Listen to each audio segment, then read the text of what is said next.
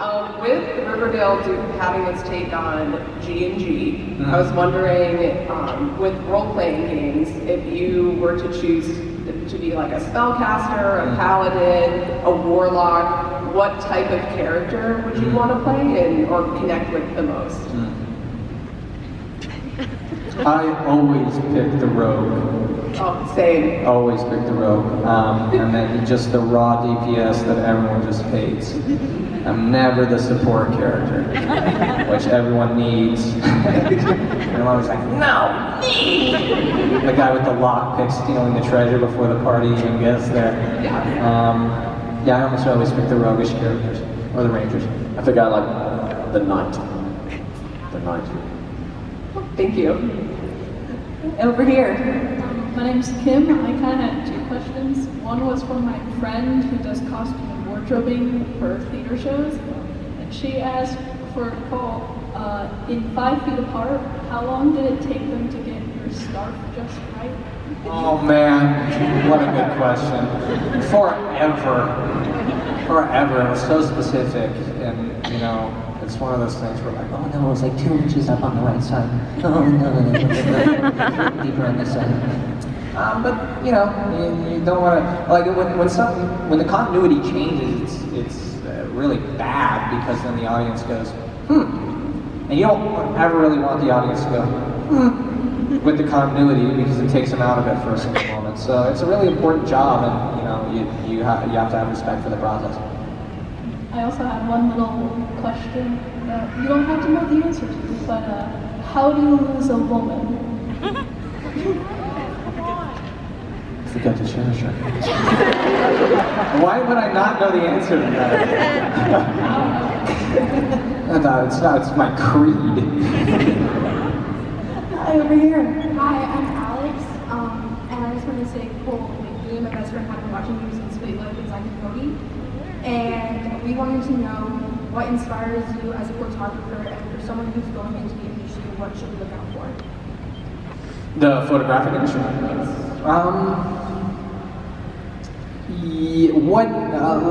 There's a big problem with imposter syndrome in photography, where you can sort of mimic the greats and all this stuff, and this goes for acting too. You can see these figures that have already been quite successful and try and follow that path, and the truth is, your personal career is never going to match anyone else's career. I mean, I'm an identical twin, and my career looks different from my brother's. But I think the most important thing for an aspiring photographer to do is just hold the camera at your hip all the time and shoot all the time, everything, documenting everything. Even if you think it's mundane, shoot it, get yourself a good editing program, and then just do it. And eventually you will develop a style. It's oftentimes seen as a game of baked guns, where you think you gotta need the best equipment and all this. And sometimes people are confused that the sharpest image is a good image, and that's not really the case. So get, you know, the Hello Kitty camera and the vintage bin at some antique store and shoot away. Thank you. Hi, over here. Okay, so first up, I just want to say, I love your dark, edgy comedy. It is hilarious, and I have the same kind of comedic taste. But I also wanted to ask, do you ever get tired of playing the same kind of edgy teenager role in all your shows? Because I know you do that in Riverdale, I saw you do 5 Feet Apart. So do you ever get tired of that? Yeah, Cody was a real dark and edgy. And Ben on Friends was also a really edgy little guy. No, you know, 5 Feet Apart was interesting because 5 Feet Apart was really an experiment for me, aside from the content of the film, to see how translatable an audience was to film. Which, from a business perspective, is super important. And that is sort of something that comes after if the script is good and the content is pure and you're doing justice to an audience and you're serving an underserved community. But it felt like a really palatable move because it felt like something easily digestible for the Riverdale audience to put themselves into and see if it would put a butt in the seat. So no, is my answer. I didn't get tired of it in that instance. You're also, you know, it's a privilege to pick and choose projects. And it's quite pretentious to say, I'm not going to do this because of my own personal ego. Success and payment in the industry is reserved for very little. And it can be a long road to get there. And I think to choose your projects based on, you know, your own personal ego it's oftentimes a slap in the face to all the people that work and work and work to try and get a project to be seen. So yeah, my answer is no. I have had the privilege of being able to play different characters from since I was young until Riverdale, and even 5 Feet Apart.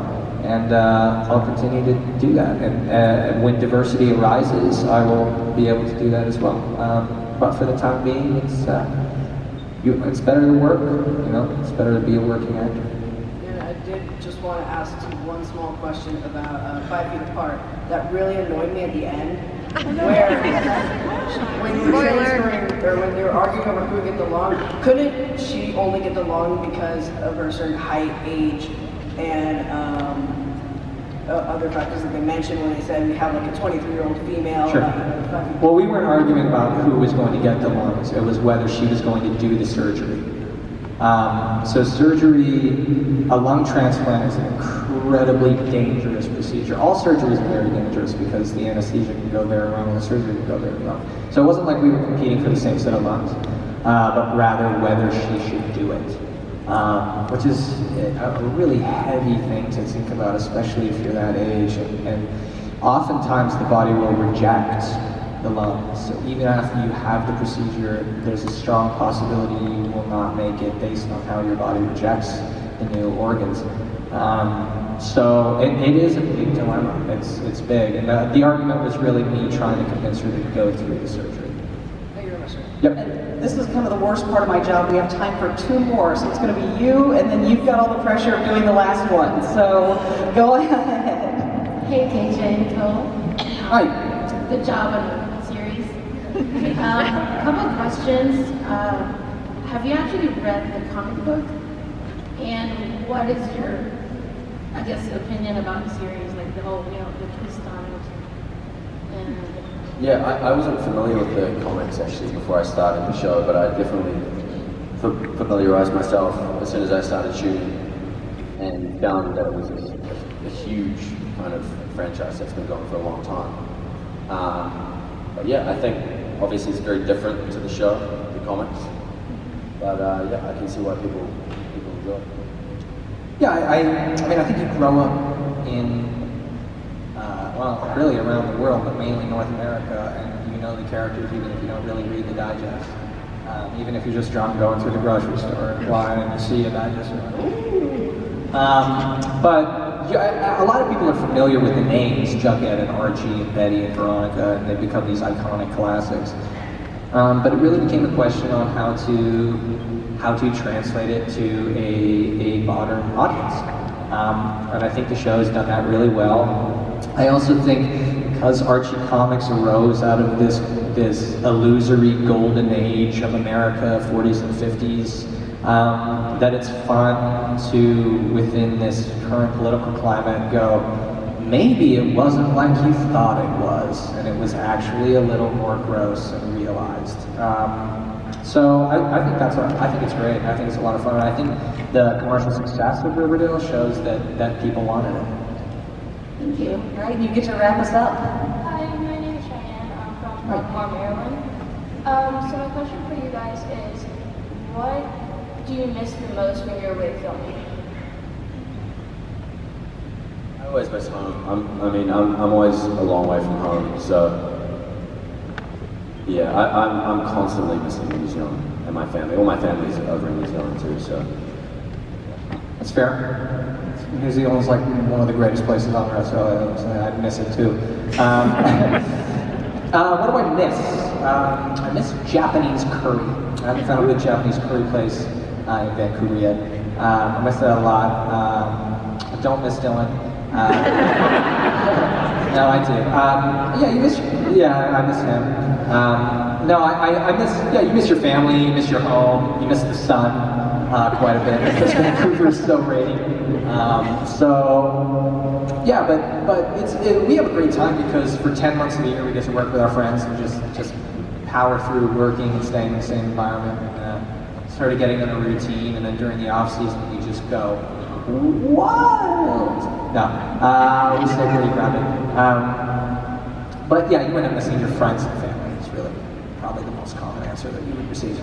Well, no I want to problem. thank all you guys for your great questions, and I think for you guys, I think I speak for everyone when I say this has been a joy. Thank you so much. Yeah, thank you guys so much.